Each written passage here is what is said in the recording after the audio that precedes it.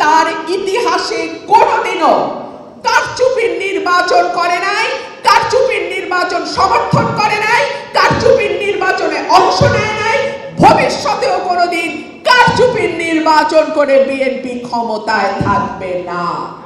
অর্থনীতির ভিত্তি কৃষি বলেন, শিল্প বলেন, গার্মেন্ট বলেন, রেমিটেন্স বলেন, সকল কিছুই এই বিএনপির প্রতিষ্ঠাতার হাত দিয়ে এসছে। সুতরাং আমি বলেছিলাম বিএনপি করি গর্ব লাগে, বিএনপি করি মানে আমি বাংলাদেশের পক্ষে, বাংলাদেশের উন্নয়নের, বাংলাদেশের গণতন্ত্রের পক্ষের শক্তির সঙ্গে আছি। বিএনপি সংস্কারের প্রস্তাব কবে দিয়েছে? প্রথম সংস্কারের প্রস্তাব 2016 সালে দিয়েছে। আজকে যে নতুন নতুন কথাগুলো বলা হচ্ছে সেটা দেশনেত্রী বেগম খালেদা জিয়া 2016 সালে তার ভিশন 2030-তে দিয়েছিলেন।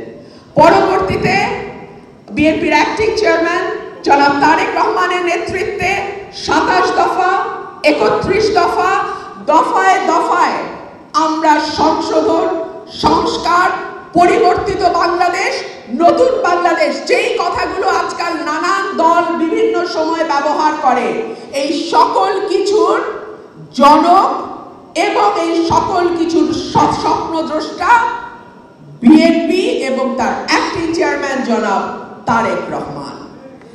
ভুলে গেলে চলবে না, বাংলাদেশের ভাগ্যের সঙ্গে জিয়া পরিবারের ভাগ্য ওতপ্রোতভাবে জড়িত। সেই কারণে যখন বাংলাদেশ খারাপ থাকে, বাংলাদেশের মানুষ কষ্টে থাকে, তখন শহীদ প্রেসিডেন্ট জিয়াউর রহমানের পরিবারও কষ্টে থাকে।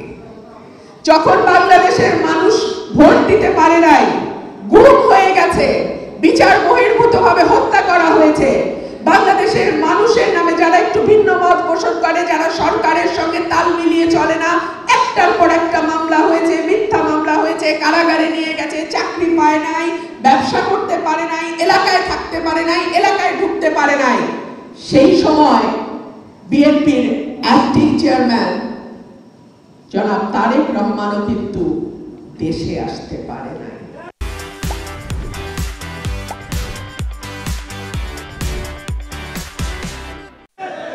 সেই সময় 76 বছর বয়সে দেশনেত্রী বেগম খালেদা জিয়া, যিনি বাংলাদেশের আরেকটা নাম হয়ে দাঁড়িয়েছেন, তাকে কারাগারে যেতে হয়েছে।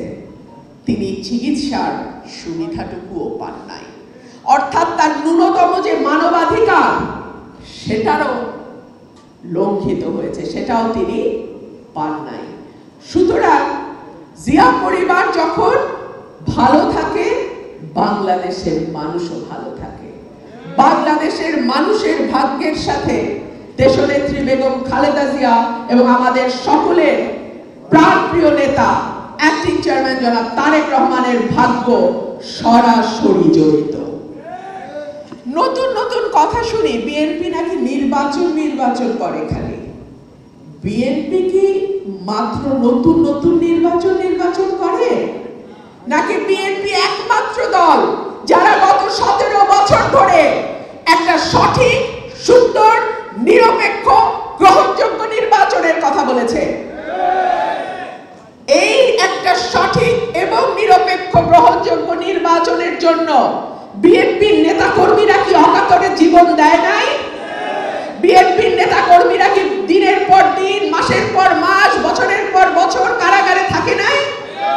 বিএনপির নেতা কর্মীরা কি চাকরি পায় নাই, ব্যবসা করতে পারে নাই, এলাকায় ঢুকতে পারে নাই, এই ঘটনা ঘটে নাই? তাহলে কি করে বলে যে বিএনপি এখন নির্বাচন চাচ্ছে? নো, বিএনপি গত 17 বছর ধরে একটা সুষ্ঠু নির্বাচনের জন্য লড়াই করেছে এবং সে কারণে বিএনপির অ্যাক্টিং চেয়ারম্যান জনাব তারেক রহমান স্পষ্টভাবে বলেন যে আমাদের সংগ্রাম, আমাদের লড়াই এখনো শেষ হয় নাই। কেউ যদি মনে করেন আওয়ামী লীগ বিদায় হয়েছে, আমাদের লড়াই শেষ হয়ে গেছে, তাহলে অনেক বড় ভুল হবে। এখন এখনো কিন্তু আমরা মানুষের ভোটের অধিকার আদায় করতে পারি নাই। এখনো কিন্তু আমরা মানুষের পছন্দের প্রতিনিধিকে নির্বাচিত করতে পারি নাই। এখনো কিন্তু আমরা একটা জবাবদিহিতামূলক সরকার প্রতিষ্ঠা করতে পারি নাই। এখনো বাংলাদেশ অনির্বাচিত অন্তর্বর্তীকালীন সরকারের হাতে আছে। সুতরাং যতদিন পর্যন্ত না বাংলাদেশে একটি সঠিক সুন্দর নির্বাচনের মাধ্যমে একটি সরকারকে আমরা নির্বাচিত সরকারকে আনতে পারবো, ততদিন পর্যন্ত আমাদের এই সংগ্রাম, এই লড়াই, এই যুদ্ধ অব্যাহত থাকবে। আপনারা কি আছেন আমাদের সঙ্গে?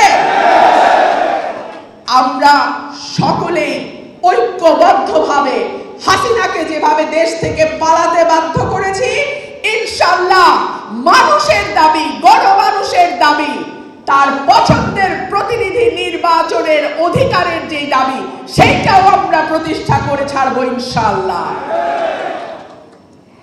বলা হয় কেবলমাত্র সুষ্ঠু হবে যদি বিএনপি নির্বাচনে জেতে। বিএনপি কি একবারও বলেছে আমরা নির্বাচনে জিতবো, আমরা ক্ষমতায় যাব? একবারও বলেছে? তাহলে এই কথাটি বারবার কেন বলে যে নির্বাচনে জিতলেই তারা নির্বাচনে যাবে এবং বলবে সুষ্ঠু হবে? আমরা তো একবারও বলি নাই। তারা নিজেরাই জানে, প্রত্যেকেই তো কথা বলে, আশেপাশে লোকজনের কাছে খবর নেয়, সবাই জানে ন্যূনতম একটা সুষ্ঠু ভোট যদি হয়, ইনশাআল্লাহ শুধু শুধু জেতার মতন মেজরিটি না, 2/3 মেজরিটি নিয়ে বিএনপি সংসদে যাবে ইনশাআল্লাহ। কিন্তু সেটার জন্য অতিরিক্ত আত্মবিশ্বাসী হওয়া যাবে না। আমাদের মনে রাখতে হবে আমাদের লড়াইয়ের মাটিটা কিন্তু কঠিন। আমাদের লড়াইয়ের মাটিটা আগের চেয়ে অনেক বেশি বিপদসংকুল।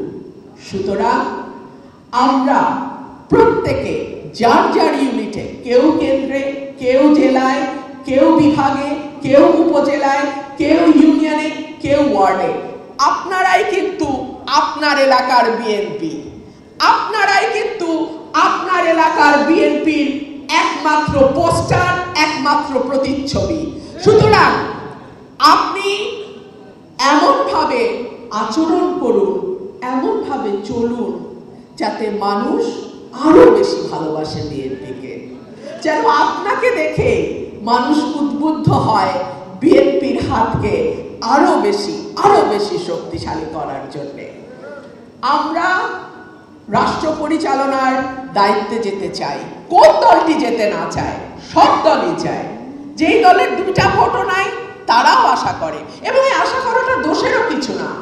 কিন্তু বিএনপি তার ইতিহাসে কোনোদিনও কারচুপির নির্বাচন করে নাই, কারচুপির নির্বাচন সমর্থন করে নাই, কারচুপির নির্বাচনে অংশ নেয় নাই, ভবিষ্যতেও কোনোদিন কারচুপির নির্বাচন করে বিএনপি ক্ষমতায় থাকবে না। বিএনপি যাবে মানুষের সমর্থন নিয়ে, মানুষের ভালোবাসায়, মানুষের হাত ধরে, এবং সেজন্যই আপনার এলাকায় আপনি এমন অবস্থা তৈরি করুন যেন বিএনপিকে মানুষ আপনার কারণে ভালোবেসে বিএনপির পতাকা তলে আসে।